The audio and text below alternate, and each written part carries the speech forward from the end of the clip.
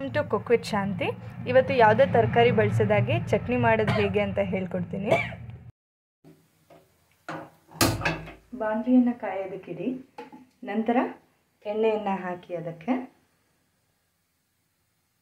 ತುಂಬ ಕಾದಿದೆ ಆ್ಯಕ್ಚುಲಿ ಎಣ್ಣೆ.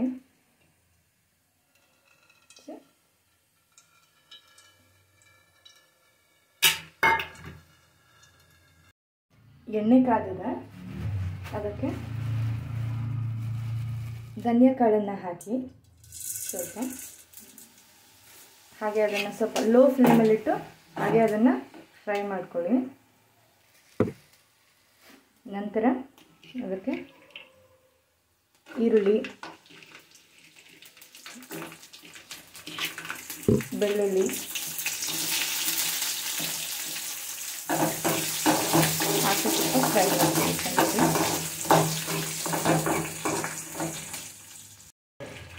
ಒಂದು 3 ಇಲ್ಲ 4 ಒಣಮೆಣಸಿನ್ಕಾಯಿ ಹಾಕೊಳ್ಳಿ ಅದಕ್ಕೆ, ಹಾಗೆ ಫ್ರೈ ಮಾಡಿ. ಲೋ ಫ್ಲೇಮಲ್ಲಿ ಇಟ್ಕೊಳ್ಬೇಕು, ಒತ್ತು ಅದು ತಳ ಹಿಡಿಬಾರ್ದು.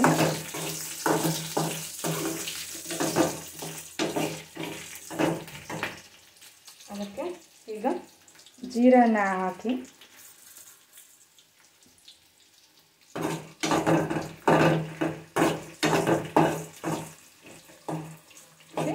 ಈ ಥರ ನೋಡಿ ಚೆನ್ನಾಗಿ ಅದು ಫ್ರೈ ಆಗಬೇಕು. ಯಾವುದೇ ಹಸಿ ವಾಸನೆ ಅದರಲ್ಲಿ ಇರಬಾರ್ದು ಸಹ.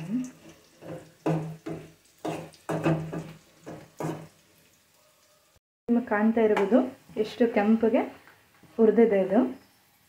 ಇವಾಗ ಇದನ್ನು ಆರಿಸೋದಕ್ಕೆ ಬಿಟ್ಬಿಡಿ. ನೋಡಿ, ಇವಾಗ ಒಂದು ಮಿಕ್ಸಿ ಜಾರ್ಗೆ ಇದು ಆರಿರೋಂಥದ್ದನ್ನ ಹಾಕೊಳ್ಳಿ.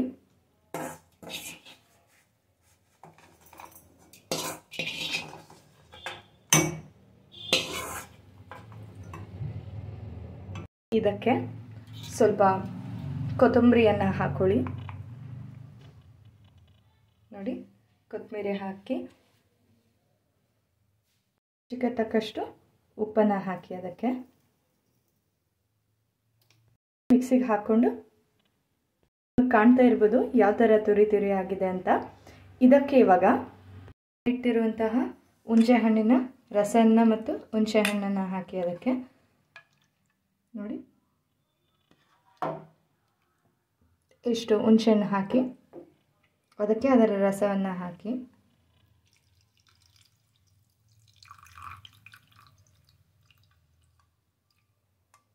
ನಂತರ ಅದಕ್ಕೆ ಸಾಂಬಾರು ಪುಡಿ ಹಾಗೆ ಅರಿಶಿಣವನ್ನು ಹಾಕೊಳ್ಳಿ. ಸಾಂಬಾರು ಪುಡಿ ನಾನು 1 ಟೀ ಸ್ಪೂನಷ್ಟು ಹಾಕ್ತಾಯಿದ್ದೀನಿ, ನಿಮ್ಗೆ ಕಾಣ್ತಾ ಇರ್ಬೋದು ನೋಡಿ. ಹಾಕಿ ಅದಕ್ಕೆ ಬೇಕಿದ್ರೆ ಇನ್ನು ಸ್ವಲ್ಪ ಸಾಂಬಾರು ಪುಡಿ ಹಾಕ್ಕೊಳ್ಬೋದು. ನಂತರ ಅರಿಶಿಣದ ಪುಡಿಯನ್ನು ಆ್ಯಡ್ ಮಾಡ್ತಾಯಿದ್ದೀನಿ. ಚೆನ್ನಾಗಿ ಪೇಸ್ಟ್ ಆಗೋ ಥರ ಮಿಕ್ಸಿಗೆ ಹಾಕ್ಕೊಳ್ಳಿ. ಈ ಥರ ನುಣ್ಣಗೆ ರುಬ್ಬಿರಬೇಕು. ಅದು ಯಾವುದೇ ಕಾರಣಕ್ಕೂ ಅಲ್ಲಿ ಇಲ್ಲಿ ದಪ್ಪ ಇರೋದಾಗಿರಲಿ ಅಥವಾ ಅದು ತುರಿ ಇರಬಾರ್ದು. ತುಂಬ ಗ್ರೈಂಡ್ ಆಗಿರಬೇಕು ಅದು ಚೆನ್ನಾಗಿ. ನೋಡಿ, ನಿಮಗೆ ಕಾಣಿಸ್ತಾ ಇರ್ಬೋದು ಈ ಥರ ಇದೆ. ಸೊ ಇವಾಗ ಇದಕ್ಕೆ ಒಗ್ಗರಣೆ ಸ್ಟಾರ್ಟ್ ಮಾಡೋಣ.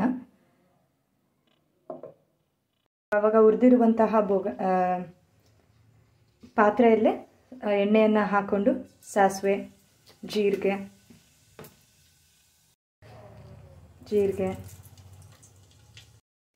ಮೆಂತೆಯನ್ನು ಹಾಕೊಳ್ಳಿ. ಒಂದು 3-4 ಇದ್ರೆ ಸಾಲಕ್ಕಾಗುತ್ತೆ, ಬಟ್ ನಾನು ಸ್ವಲ್ಪ ಜಾಸ್ತಿನೇ ಹಾಕಿದ್ದೀನಿ.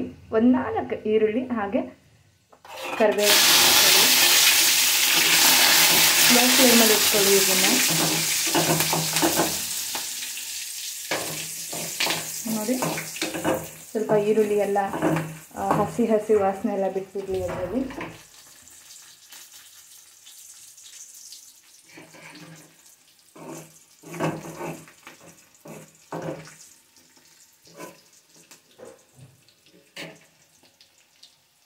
ಈಗ ಮಿಕ್ಸಿಗೆ ಹಾಕಿರುವಂತಹ ಮಿಶ್ರಣವನ್ನು ಇವಾಗ ಇದಕ್ಕೆ ಸೇರಿಸೋಣ. ಹಾಗೆ ಇದನ್ನು ಲೋ ಫ್ಲೇಮಲ್ಲಿ ಇಟ್ಕೊಳ್ಬೇಕು. ಲೋ ಫ್ಲೇಮಲ್ಲಿಟ್ಟು ಹಾಗೆ ಹಾಕಿ ನೀರೆಲ್ಲ ಹಾಕಿ ಚೆನ್ನಾಗಿ ಆ ಕಡೆ ಈ ಕಡೆ ಹೊರಿಸ್ಕೊಂಡು ಇದನ್ನು ಕೂಡ ಹಾಕೊಳ್ಳಿ. ಅದಕ್ಕೆ ತುಂಬ ನೀರೇನು ಹಾಕ್ಕೊಳ್ಳೋಕೆ ಹೋಗ್ಬೇಡಿ, ಸ್ವಲ್ಪ ಇದ್ರೆ ಸಾಕು. ಅದನ್ನು ಲೋ ಫ್ಲೇಮಲ್ಲೇ ಇಟ್ಕೊಂಡು ಚೆನ್ನಾಗಿ ಮಿಕ್ಸ್ ಮಾಡ್ಕೊಳ್ಳಿ. ನಿಮ್ಗೆ ಕಾಣಿಸ್ತಾ ಇರ್ಬೋದು ಅಲ್ಲಿ ಇಲ್ಲಿ ರೆಡ್ ಕಲರ್ ಕೆಂಪಗಾಗಿ ಹೋಗಿದೆ. ಸೊ ಆ ಥರ ಅದು ಚೆನ್ನಾಗಿ ಫ್ರೈ ಆಗಬೇಕು. ಸ್ವಲ್ಪ ಹೊತ್ತು ಹಾಗೆ ಬಿಡೋಣ ಮಿಕ್ಸ್ ಮಾಡಿಕೊಂಡು ಲೋ ಫ್ಲೇಮಲ್ಲೇ. ನೋಡ್ತಾ ಇರ್ಬೋದು ಇದು ಎಷ್ಟು ಚೆನ್ನಾಗಿ ಎಣ್ಣೆ ಎಲ್ಲ ಬಿಡ್ತಾ ಇದೆ. ಎಣ್ಣೆ ಬಿಡೋಷ್ಟು ಅದನ್ನು ತಿರ್ಸ್ಕೊಂಡು ಅದನ್ನು ಚೆನ್ನಾಗಿ ಕಾಯಿಸ್ಕೊಳ್ಳಿ. ಚೆನ್ನಾಗಿ ಫ್ರೈ ಮಾಡೋದಷ್ಟು ತುಂಬ ರುಚಿಯಾಗಿರುತ್ತೆ ಇದು. ಬಿಸಿ ಬಿಸಿ ಅನ್ನದ ಜೊತೆ ಹಾಗೆ ಸ್ವಲ್ಪ ತುಪ್ಪ ಹಾಕ್ಕೊಂಡು ತಿಂದರೆ ತುಂಬ ರುಚಿಯಾಗಿರುತ್ತೆ.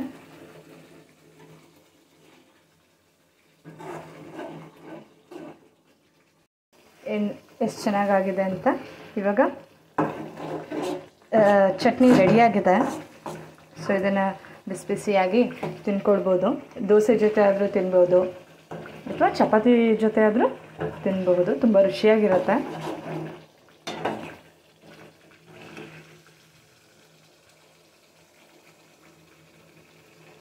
ಈ ವಿಡಿಯೋ ಇಷ್ಟ ಆದರೆ ಲೈಕ್ ಮಾಡಿ, ಶೇರ್ ಮಾಡಿ, ಕಮೆಂಟ್ ಮಾಡಿ, ಸಬ್ಸ್ಕ್ರೈಬ್ ಮಾಡಿ.